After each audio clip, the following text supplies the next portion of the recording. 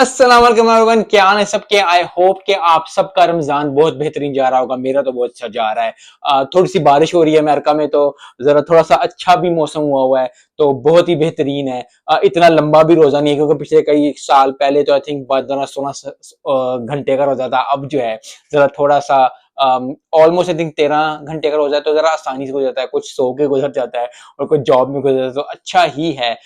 तो मैंने कहा आज मैं वीडियो बनाऊं इस बात की। आपको टाइटल से पता चल ही गया होगा कि अक्सर हम वादे करते हैं अपने आप से ऐसे, जो कि हमें याद नहीं रहते। और मेरे साथ भी ये बहुत ज्यादा है, आप लोगों के साथ भी होता होगा कि हम लोग सोचते हैं कि रमजान आएगा तो हम ये करेंगे, रमजान आएगा तो हम वो करेंगे, रमजान आएगा तो ये करेंगे। या दूसरी लाइफ की तरफ सोचे, अगर जिंदगी में हमने सोचा हो कि यार अगले साल मैं ये करूंगा, अगले साल मैं इतना अगर वेट लॉस की बात है या वेट गेन की बात है, एक्सरसाइज की बात है, कहीं जाने की बात है, अपनी फैमिली को लेके कहीं जाने की बात है, किसी ट्रिप पे, अपने बॉस के साथ कोई वादा कि मैं ये करूंगा, मैं इस पोजीशन पे पहुंचूंगा। अगर आप स्कूल में है तो ये चीज मैं अचीव करूंगा, मैं इस स्टैंडर्ड पे जाऊंगा।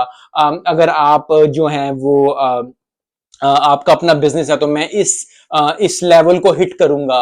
या क्रिकेट खेलने, कुछ भी कर रहे हैं आप जिंदगी में, तो हम हमेशा कोई ना कोई हाम या कोई ना वादा करते हैं, लेकिन जिंदगी जब चलती है और दिन और रात ऊपर नीचे गुजरते हैं, तो हमें याद ही नहीं रहता कि हमने अपने आप से क्या वादा किया है। तो मेरे लिए भी और आपके लिए भी, और ये वीडियो इसीलिए है कि अगर आपने अपने आप से इस तरह कोई वादा किया है तो जरूर याद करें। और रमजान में क्योंकि टाइम होता है, खाने का इतनी टेंशन नहीं होती, क्योंकि हमने फास्टिंग करनी होती है, हमने रोजा रखा होता है, तो उसमें फिर आप जो है वो वादे याद रख सकते हैं। अगर आपको अपना वादा याद है, क्योंकि मुझे अक्सर, मैंने अभी दो चार चीजें पिछले साल की खोली, तो मुझे लगा कि मैंने ये भी करा था, मैंने ये भी करा था, मैंने ये भी करा था।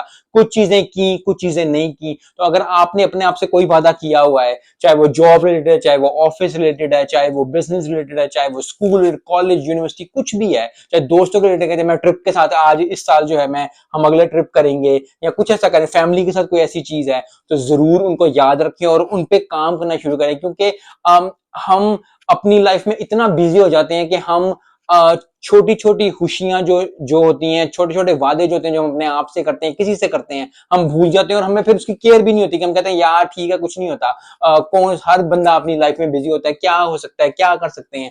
लेकिन अगर हम अपने माँ बाप से किए हुए वादे, अपने दोस्तों से किए हुए वादे, अपनी बीवी, अपने बच्चों से, अपने हामन से किए हुए वादे अगर निभाना शुरू करेंगे, तो आई थिंक ओवरऑल हमें खुशी होगी। और फिर वही बात है, जैसा मैं हमेशा अपनी वीडियो में कहता हूं, कि आपके दिल को सुकून मिलेगा, क्योंकि जब आपको ये एहसास होगा कि जो आप कह रहे हो वही आप कर रहे हो, और उसके बाद फिर ये चीज जो है दूसरे एस्पेक्ट ऑफ द लाइफ में भी जाना शुरू हो जाएगी। और आई थिंक रमजान की एक यही भी बड़ी बात है कि आपको पेशेंस सिखाती है, आपको आप काम करना सीखते हो रमजान में, क्योंकि आपका दिमाग जो है वो खाने पीने होता है। क्योंकि ज्यादातर जब हम रोजा नहीं रख रहे होते हैं, हम जब होते हैं, तो हमें होता है कि काम करें, खाना खाएं, फिर इधर जाएं, फिर उधर जाएं।